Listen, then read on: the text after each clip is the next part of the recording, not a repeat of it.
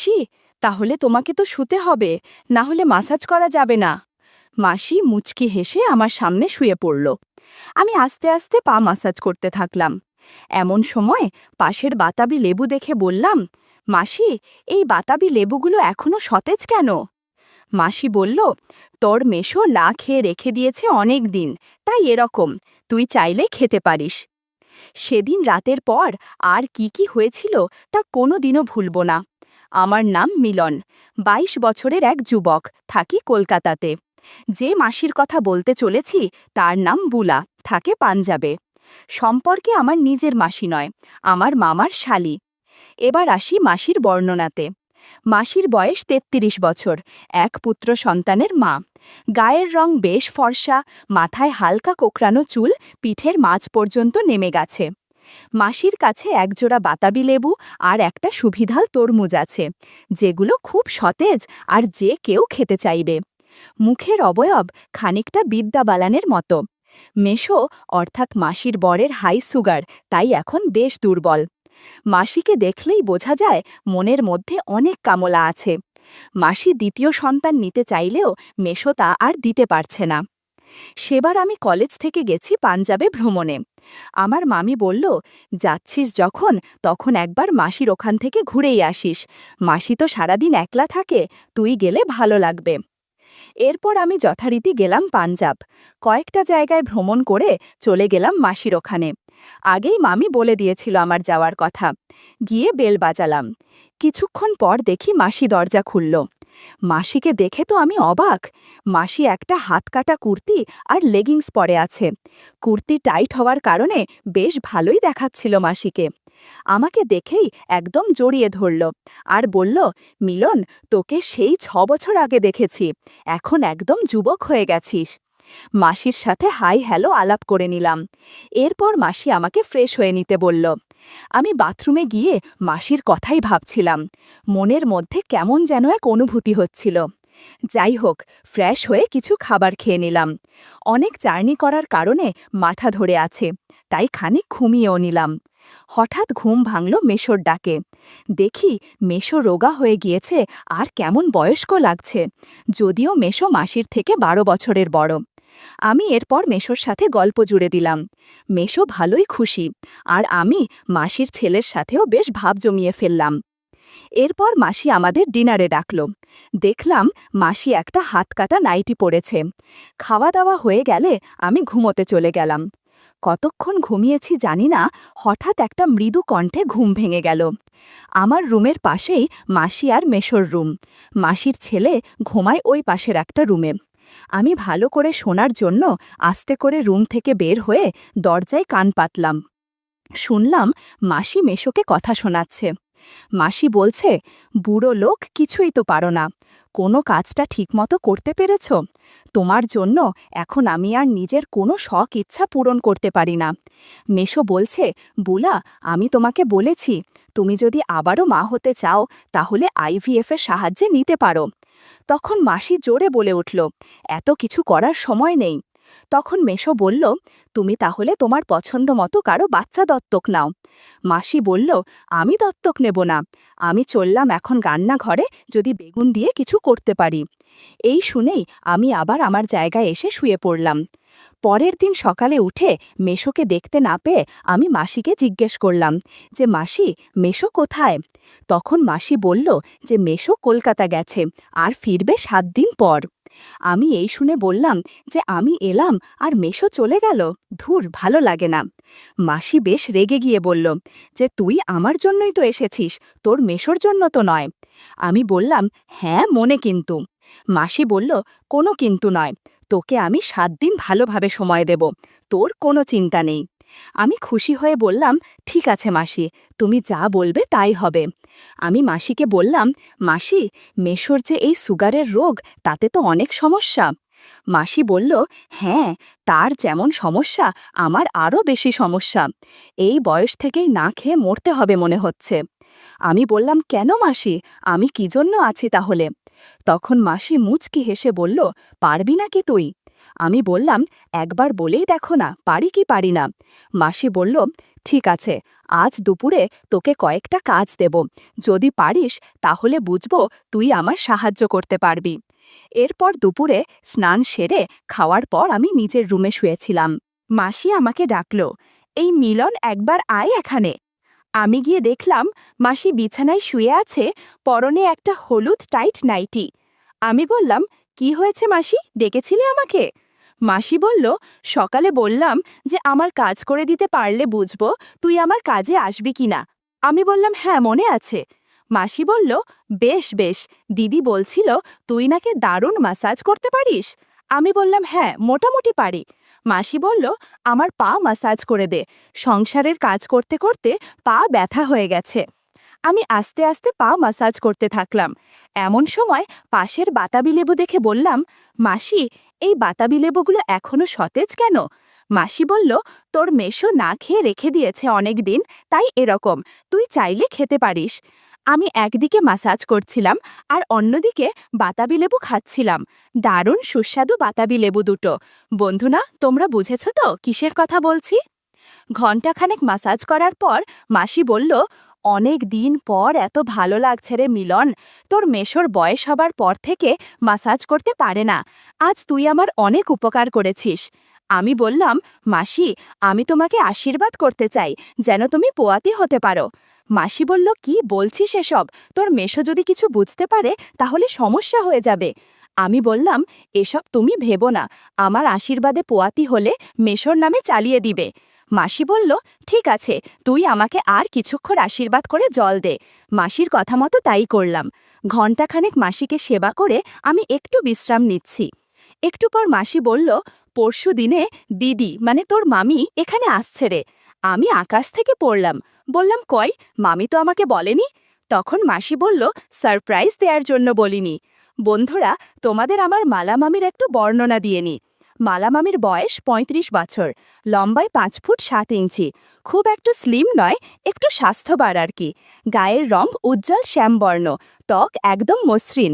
মামি সবসময় sleeveless blouse বা নাইটি পরে। মোট কথা, মালা মামিকে আমার খুব ভালো লাগে।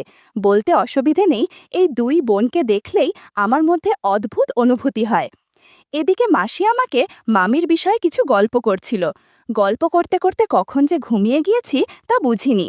পরদিন সকালে যখন ঘুম ভাঙল, আমি উঠে দেখলাম পাশে মাসি নেই। আমি তখন উঠে ব্রাশ করে একদম ফ্রেশ হয়ে যখন নিচে নেমে এলাম, দেখলাম মাসি কার সাথে যেন মনোযোগ দিয়ে ফোনে কথা বলছে। মাসি দেখলাম সকালেই একটা গোলাপি স্লিভলেস ব্লাউজ আর একটা শিফনের শাড়ি পরেছে, আর মাসির আঁচলটা কোমরে গোজা। আমি গিয়ে মাসির পাশে বসলাম। মাসি দেখলাম হু হু করে ফোন রেখে দিল, আর মাসির চোখে মুখে আনন্দ আর উত্তেজনা। আমি বললাম, কার ফোন ছিল গো ওটা? মাসি আমাকে জড়িয়ে ধরে বলল, মিলন, তোর মেশোকে কাজের জন্য 1 মাস কলকাতায় থাকতে হবে। এখন শুধু আমরা 2 জন আর তোর মামি বাসায় থাকব। আর হ্যাঁ, আজ বিকালে আবার বান্ধবী কুমকুম আসবে। তুইও ওকেও একটু আশীর্বাদ করে জল দিস, কুমকুমও মা হতে চায়। আমি অবাক হয়ে বললাম, মাসি, কি বলছোটা কি? মানে হচ্ছেটা কি? আমি কি সবাইকে আশীর্বাদ দিতে এসেছি নাকি? তখন মাসি বলল, রাগ করিস না, এতে তোরই সুবিধা হবে। আমি আর না করতে পারলাম না। আমি এই শুনে মাসি বললাম, থ্যাংক ইউ বুলা রানী, তুমি সত্যি অসাধারণ। আর এর জন্য আজ তোমার উপহার হলো কুমকুম মাসি না আসা পর্যন্ত তোমার অনেক সেবা যত্ন করব। মাসি আনন্দে বলল, তাহলে আর দেরি কেন? সেদিন বেশিক্ষণ মাসির সেবা করতে পারলাম না। মাসি বলল, কিরে, আজ তোর কি হলো? আমি বললাম, আসলে কুমকুম মাসির কথা ভাবতে ভাবতে এরকম হয়েছে। মাসি বলল, সমস্যা নেই, মাঝে মধ্যে এরকম হয়, দাঁড়া দিদিকে একটা ফোন করি। আমি বললাম, হ্যাঁ হ্যাঁ করো। তাদের ফোন আলাপ থেকে বুঝতে পারলাম মামি বেশি উত্তেজিত হয়ে আছে, কারণ মাসি একা একা আমার ভালোবাসা পাচ্ছে তাই। এদিকে মাসি মামির কথা শুনে হাসতে হাসতে পাগল হয়ে গেছে। কিছুক্ষণ পর মাসি বলল, চল মিলন, আমরা স্নান করে খাবার খেয়ে একটু বিশ্রাম করে নিই, কারণ বিকালে আবার প্রচুর পরিশ্রম করতে হবে। আমি বললাম, ঠিক আছে মাসি, এখন আর কিছু করা যাবে না, একবারে কুমকুম মাসি আসলে ভেবে দেখা যাবে। এরপর আমরা স্নান শেষ করলাম। স্নান শেষে মাসি একটা গোলাপি স্লিভলেস নাইটি পরে আমাকে খেতে ডাকলো। আমি গিয়ে মাসির সাথে গল্প করতে করতে খাবার খেয়ে নিলাম। তারপর আমি আর মাসি মিলে মাসির বেডরুমে গিয়ে টিভিতে একটা সিনেমা দেখতে লাগলাম। আমি সিনেমার ফাঁকে ফাঁকে মাসির সাথে একটু গল্পও করলাম। কিছুক্ষণ পরেই ডোরবেল বেজে উঠল। সঙ্গে সঙ্গে আমি চমকে উঠলাম। আর মাসি দেখলাম বিরক্ত হয়ে রাগে গনগনে হয়ে নাইটি ঠিক করে দরজা খুলতে গেল। আমি তখন টিভিতে একটা নিউজের চ্যানেল দেখতে লাগলাম। হঠাৎ মাসির গলা শুনলাম। মাসি বলছে, আরে কুমকুম যে, আয় আয় ভেতরে আয়। কুমকুম মাসি বলল, হ্যাঁ বুলাদি, কি খবর বলো তোমার? এই শুনে আমার হার্টবিট এক লাফে বেড়ে গেল। এই সময় মাসি দেখলাম কুমকুম মাসিকে নিয়ে বেডরুমে ঢুকল। আমার তো কুমকুম মাসিকে দেখেই চোখ কপালে। মাসি একটা ডিপ বেগুনি শাড়ি আর একটা ব্ল্যাক স্লিভলেস ব্লাউজ পরেছে। আমি বললাম, এসো কুমকুম মাসি, বসো বসো। কুমকুম মাসি আর চোখে আমার দিকে তাকালো আর একবার মাসির দিকে। তারপর আমার কাছে এসে বসল। এদিকে বুলামাসি তখন বলল, মিলন, কুমকুমের পিঠে বেশ একটা যন্ত্রণা বেশ কিছুদিন ধরেই হচ্ছে, তোর কাছে একটু মাসাজ নিতে এসেছে। আমি বললাম, আচ্ছা কুমকুম মাসি, কোথায় ব্যথা গো? কুমকুম মাসি বলল, কোমর আর পিঠের মাঝে। আমি বললাম, আচ্ছা বুঝেছি মাসি, তাহলে তোমাকে তো শুতে হবে, না হলে মাসাজ করা যাবে না। মাসি মুচকি হেসে আমার সামনে শুয়ে পড়ল। ওদিকে আমার বুলামাসি বলল, তুই মাসাজ শুরু কর, আমি একটু আসছি। তারপর কুমকুম মাসিকে বললাম, একটা তোয়ালে জড়িয়ে নাও, তাহলে মাসাজ করতে সুবিধা হবে। মাসি ব্যাগ থেকে একটা তোয়ালে জড়িয়ে নিল। কুমকুম মাসির সৌন্দর্যের বর্ণনা দেওয়ার ক্ষমতা আমার নেই। যাই হোক, আমি হাতে অল্প অলিভ অয়েল নিয়ে মাসাজ করতে শুরু করলাম। কিছুক্ষণের মধ্যে বুলা মাসিও চলে আসলো। দেখলাম আজকে বুলা মাসিও একটা হালকা লাল রঙের গামছা জড়িয়ে এসেছে। বলল, তোর কুমকুম মাসির মাসাজ হলে আমাকেও একটু মাসাজ করে দিস।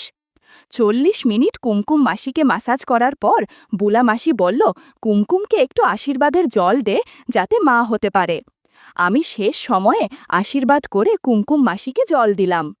এরপর বুলামাসি বলল, এখন আমাকে একটু মাসাজ করে দে, সংসারের কাজ করে অস্বস্তি লাগছে। বন্ধুরা, ইউটিউবের করা নিয়মের কারণে এসব ঘটনা সরাসরি বলা যাচ্ছে না। তোমরা কমেন্টে দেয়া লিংক থেকে আমার ওয়েবসাইট ভিজিট করো। সেখানে একদম মনের মতো গল্প দেয়া আছে, যেগুলো ইউটিউবে পাওয়া যায় না। ঘণ্টাখানেক বুমামাসিকে মাসাজ করে আমি বিশ্রাম নিলাম। এরপর যখন ঘুম ভাঙল, তখন ঘড়ির দিকে তাকিয়ে দেখলাম আমরা প্রায় 4 ঘন্টা ঘুমিয়েছি। তখনও বুলামাসি আর কুমকুম মাসি ঘুমোচ্ছে। আমি তাদের ডেকে উঠালাম, বললাম, তোমরা উঠে রেডি হয়ে নাও। বুলামাসিকে বললাম, মাসি জলদি করো, আর কিছুক্ষণ পরেই মালা মামির চলে আসবে। আমার বলতেই বুলামাসি জলদি উঠে সোজা বাথরুমে ঢুকে গেল। আর এদিকে আমি কুমকুম মাসিকে বললাম, কেমন লাগছে মাসি? কুমকুম মাসি বলল, অনেক দিন পর এত সতেজ লাগছে। আমি বললাম, কোনো চিন্তা নেই, মামি আসুক, তোমাদের 3 জনের সাথে অনেক গল্প করব। কুমকুম মাসি আমাকে বলল, না মিলন, আমি শুধু একা তোমার সাথে গল্প করতে চাই। আমি বললাম, কোনো সমস্যা নেই, তোমার বাড়ির ঠিকানা দিয়ে যাও, আমি সময় করে দিয়ে তোমার সাথে গল্প করে দিয়ে আসব। আমি যাব কাল না হলেও পরশু। তুমি শুধু লাল ব্লাউজ আর শাড়ি পরে থেকো প্লিজ, এই সাজে তোমাকে খুব আকর্ষণীয় মনে হয়। এরপর কুমকুম মাসি ফ্রেশ হয়ে জামাকাপড় পরে, বুলাদি এলাম গো। বুলা মাসিও বলল, হ্যাঁ আয় রে, আবার আসিস কিন্তু। কুমকুম বলল, কোনো চিন্তা নেই, আমি ঠিক আসব। কুমকুম মাসি চলে যাওয়ার মিনিট 10 পর বুলা মাসি ফ্রেশ হয়ে বেরোল। বুলামাসি একটা হালকা গোলাপি শাড়ি, নীল স্লিভলেস ব্লাউজ আর একটা পেটিকোট পরে আমায় বলল, চল মিলন, তোর দিদিকে নিয়ে আসি। আমি মাসির হাত ধরে হাঁটা দিলাম আর গিয়ে মাসির গাড়িতে উঠলাম। মাসি সোজা বিমানবন্দরের দিকে গাড়ি ছোটালো। আমরা 30 মিনিটের মধ্যেই পৌঁছে গেলাম। তারপর অপেক্ষা করতে লাগলাম মামির জন্য। ঘোষণা শুনলাম যে মামির প্লেন ল্যান্ড করেছে। মিনিট 10 পরে দেখলাম মামি হেঁটে আসছে। মামিকে দেখে অনেক আনন্দ হচ্ছিল, এই ভেবে যে আজ তার খবর আছে। মামি আমাদের দেখতে পেয়ে হাত তুলল। মাসিও ছুটে গেল মামির দিকে। মাসি মুচকি হেসে মাসিকে বলল যে, বুলা, মিলনকে ভালোই ট্রেনিং দিয়েছিস দেখছি। এরপর আমরা 3 জন গাড়িতে করে সোজা মাসির ফ্ল্যাটে চলে এলাম। মামি বলল, আমি একটু ফ্রেশ হয়ে চেঞ্জ করে আসছি। মাসি বলল, হ্যাঁ ঠিক আছে। মামি একদম ফ্রেশ হয়ে আমাদের কাছে এলো। মালা মামিকে দেখে আমার কি যে ভালো লাগছে তা বলে বোঝাতে পারবো না। মামি একটা হালকা হলুদ রঙের স্লিভলেস নাইটি পরেছে। আমি এই প্রথমবারের মতো মামিকে নাইটিতে দেখলাম। মামি বলল, কিরে মিলন, আগে আমাকে কখনো দেখিসনি নাকি? আমি বললাম, অনেক দিন পর দেখছি, তাই এমন হচ্ছে। মামি মুচকি হেসে বলল, তাই নাকি? তখন মাসি বলল, নে নে, অনেক হয়েছে, এবার ডিনার করবি চল। তারপর আমরা তিনজন মিলে ডিনার খেলাম। মাসি মামিকে বলল, দিদি তুই ওই ঘরে চলে যা, আমি আর মিলন এই ঘরে শুয়ে পড়ছি। মামি মুচকি হেসে বলল, দেখিস রাত্রে আবার আমার ঘুমের ব্যাঘাত ঘটাস না যেন। এই বলে মামি নিজের রুমে চলে গেল আর দরজা লাগিয়ে দিতেই আমি মাসির সাথে গল্প করতে লাগলাম। মাসি আমায় বলল, এখানে না ঘরে চল। দুজনে ঘরে গিয়ে আর সময় নষ্ট করলাম না, শুধু গল্প করছিলাম। গল্পের জন্য মাসি অনেক চিৎকার করছিল। এই রকম ৩০ মিনিট চলার পর মাসি বলল, আজ আর গল্প করা হবে না, সারা দিন অনেক ধকল গেছে, এখন একটু ঘুমানো দরকার, পারলে তুইও একটু ঘুমিয়ে নে। রাত তখন ২টো বাজে। হঠাৎ এক ধরনের অদ্ভুত শব্দ আসছে শুনে আমার ঘুম ভেঙে গেল। আমি দেখলাম মাসি গভীর ঘুমে আচ্ছন্ন। আমি শব্দটা শুনে মনে হচ্ছে মালা মামির ঘর থেকে আসছে। আমি আস্তে করে উঠে মালা মামির ঘরের সামনে গিয়ে দরজাতে কান পাতলাম। শুনতে পেলাম মামি যেন অদ্ভুত শব্দ করছে। আমি আস্তে করে কুঁকি দিতেই দেখলাম মালা মামি অদ্ভুত আচরণ করছে। আমি বুঝতে পারলাম সারা দিন জার্নি করার কারণে মামি হাত পা ব্যথাচ্ছে। মামিকে বললাম, মামি আমি কি একটু মাসাজ করে দেব? আচমকা আমার কথা শুনে মামি একটু হচকিয়ে গেল আর চাদর দিয়ে নিজেকে আড়াল করল। বললাম, ভয়ের কিছু নেই, আমি মিলন তোমার কষ্ট দূর করার জন্য এসেছি। মামি বলল, তুই একটু আমাকে মাসাজ করে দে, সারা দিন জার্নি করে অনেক ক্লান্ত লাগছে। আমি বললাম, তুমি চিন্তা করো না, আমি সব ঠিক করে দেব। এরপর আমি চাদরের আড়াল থেকে ২টো ডাব বের করে বলল, এই ডাবগুলো অনেক দিন ধরে কেউ খাচ্ছে না, বেশি দিন এভাবে থাকলে নষ্ট হয়ে যাবে, ডাব খেয়ে মাসাজ করে দে। তার কথায় আর না করলাম না, সরাসরি মামির সেবা করতে লাগলাম। এই ছুটিতে মাসির বাড়িতে বেড়াতে এসে এত কিছু হবে তা কোনোদিন কল্পনা করিনি। বুলা মাসি আর মামিকে সময় দেওয়ার মাঝে মাঝে কুমকুম মাসিরও খোঁজ নিতে চলে যেতাম যখন তার স্বামী বাইরে থাকত।